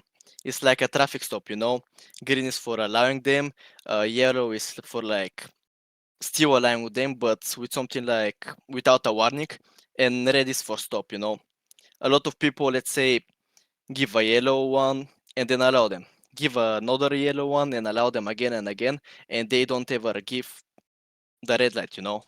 So for how long are you really ready to like allow such things? It's also like I've seen it in a lot of, let's say, confrontations. I remember a kid. He used to like allow a lot of people to like annoy him, bug him, stuff like that. And it all happened until he like blowed off. He screamed, stuff like that. He didn't communicate well. So I would advise you to tell your feelings to her. Really think through if this relationship is good, and know when to give the red light. And a mistake is a mistake, but some mistakes are heavier than others. So that's all from me. I hope I explained it nicely. So just know when you have to give the red light. Everyone Okay. makes mistakes, but some are not just mistakes but choices. All right. So I also have another question as well. Um, why is this generation so harsh on young men? For example, I took on a date last week and like we kind of paid 50-50, right? Because I'm not even in my 20s to be having money like that, to be having cars. Like I'm only 19. Even though I'm close to 20, but still I'm only 19 right now. And I don't got money like that. So we went on a date. We did 50-50. It all went fine. Then I went home and I told my mum I went on a date. Then my mum started laughing, saying that if she was the girl, she would have blocked me for going 50-50. And I'm just there sitting there confused because I'm not rich. And I also told one of my other friends, my other, I don't want to say female friends because I heard like, because some women don't like being called females, but I was speaking to one of my woman friends, I guess. Then I also told her what happened. Then she started calling me a bum, my female friend, saying that I should have paid for the whole thing as a man. But I'm just thinking, how can I pay for the whole thing as a 19-year-old? I'm only 19. Like, I'm not in my I'm not in my mid-20s to be having money like that, to be spoiling a woman I'm speaking to. So this whole thing just has me kind of confused. Why would I want to be in a relationship where it's just gonna even add more stress? Like why? I don't even got my own crib. I don't got a car. I do. I Yeah. thought I thought having a woman would help me, would make me feel happier, but It's this yeah, whole it's difficult and it's hard for everyone, and it's definitely more and more common nowadays as well, the economy and things. I will say you're not alone in this position. I think a lot of people are in this position. A lot of people are stressed for a number of reasons, and people do not make a lot of money. No, that's true. A lot of people live at home for longer and longer and longer. People don't have money to spend on doing nice things or going out with people and stuff. So it is something that's going around. It's not unique to you. It's not helpful to hear, perhaps. Maybe it's not very nice to hear, but you're not the only one going through this. There are a lot of people who are in the same situation. And this when it comes down to looking after yourself again and finding someone who shares your values and someone who understands that as well. Some people may be out to take you for a ride and to take you out for free meals and stuff and get a lot from you and try to take advantage of you, and they're not the right people to be around. And traditional values may be, yeah, the man pays everything. It may be that, but it's not always the way it works nowadays. Sometimes you need to find someone who understands you, understands how things are right now, and is willing to be realistic and understand that. And it may be harder and harder, but it's worth doing, and it's something that's important to consider, I think. I know it's not an easy answer to it. I'm sorry. It is difficult. Yeah, Why? can I add Why put something? it? Huh? Yeah. Also, um, with expectations from both genders, there's a lot of problems.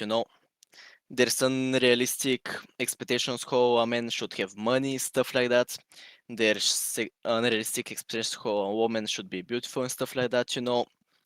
You should, of course, you should focus on using your money wisely, but there's a limit to how much you can give to your partner right now. It's not a simple matter. Also, one good tip for a relationship: uh, best relationship work like 60-40, with both sides trying to be the 60. It's good to sometimes pay more as the man, but you really have to think, is that a relationship where both sides are giving as much as they can? It's normal for some relationships to go into bumpy periods. It's normal for there to be arguments and stuff like that, but you know sometimes you gotta act to grow up, take the initiative, and even better if both sides take the initiative and talk it out. Probably, a good tip for maybe some disagreements is if you close each other in a room and talk properly. It's as simple as that.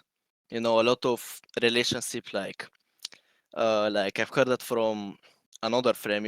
It's weird how many situations my friends have, but for a friend, uh, he noticed that his parents divorced while they annoyed each other, and they ignored each other. That's not way to fix a relationship. You have an argument with each other, you have to talk it out, man, or this problem is just gonna fester up, maybe destroy your relationship. You gotta face the problems. Maybe some are gonna be forgotten, but some are gonna leave a mark, leave a crack. So just try to handle it the best. Sometimes whether it's talking it out or living the relationships as a whole. Sometimes it's as simple as that, really. Yeah. So that's all.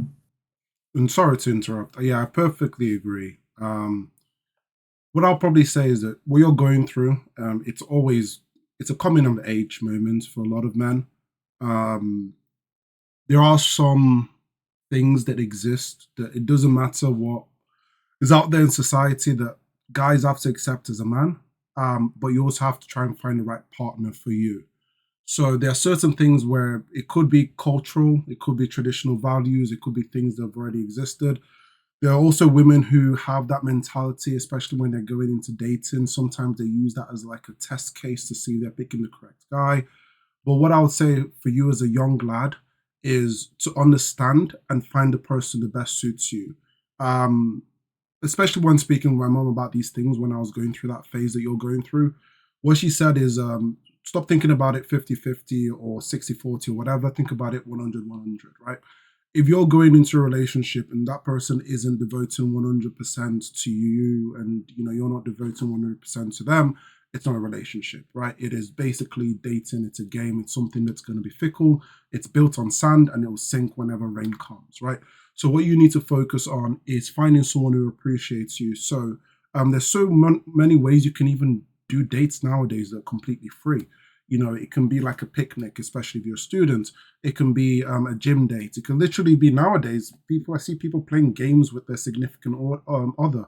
Most people are playing games and dating on games and stuff like that. So if that person doesn't appreciate you and appreciate your interest, there is no longevity in that relationship. And if they're doing this kind of testing whatever to see, because sometimes some girls do that, they will pay the 50-50, but they do it as a test to see if the guy is going to pay. If it's someone who's playing those weird games, it's definitely someone that you don't want to be in. And if they're doing all these silly things where they're playing around, saying they're going to work and texting and seeing someone else and causing all these issues, I'd probably say stay away from them. You're young, you've got the future ahead of you. Honestly, there's a lot of people out there in the world. If you work on yourself to be the best version of yourself, there's going to be someone who looks at you and appreciates that and will be interested and invested in you as an individual. But the problem is that if you stay in a relationship that eats up all your effort, eats up all your resources, eats up your soul, you wouldn't be able to progress to that next stage in your life. So what I would say, the good thing is that Chris is part of a men's self-help group. They're called Alpha Dogs. I'll probably say DM Chris right after the podcast. The podcast is coming to an end. And I do think that this is probably more of the talking points that I would want to address more in different podcasts. So mate, you're more than Jumi, is that your correct name? I don't want to first and foremost, I'll say cheer up. Halloween weekend, we're going to do a I do think Iron has a question. Iron Longs, bro, is your question quick? Can we spitfire it, or is it something I'll quickly invite you? But just to finish off with you, Jimmy, we're going to do an Halloween selfie or whatever. You can be part of it. Cheer yourself up. The community's got a lot of people. There's the male positivity section there. There are a lot of guys who are who are like in their 30s. Chris is one of them. There's also Dante. Guys who have basically lived through all of these coming of age phases that you can talk to them about privately, especially if there's something that you want to talk about, you want to be more explicit, something more personal to you, and stay strong. And you can't blame your mom for having that thought, because it's probably something that she's come from. It's probably a culture that she's come from, something that she's used to. And it could be no fault of her own. It could be environmental or whatever that's led her to that kind of thought process. But what I would say personally, life is too short. If you waste your youth, for someone who doesn't actually truly care about you, there could be someone who does genuinely care about you out there, but you would never meet them if you don't utilize your time properly. Does that kind of help answer your question? Just so we can quickly switch to Iron Longs, bro.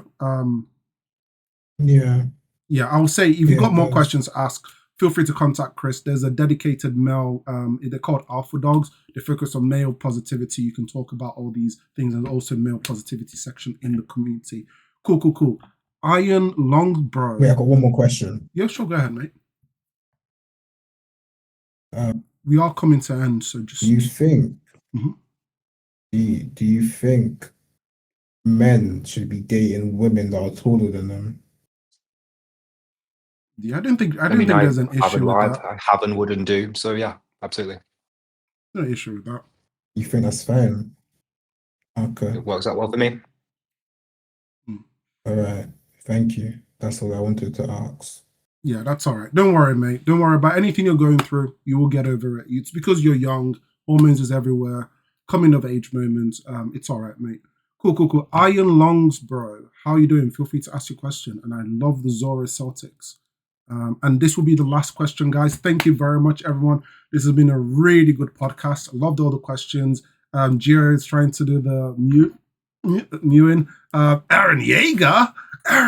No. Go on, mate. Feel free to ask your question. Hey, I'll try to keep it brief.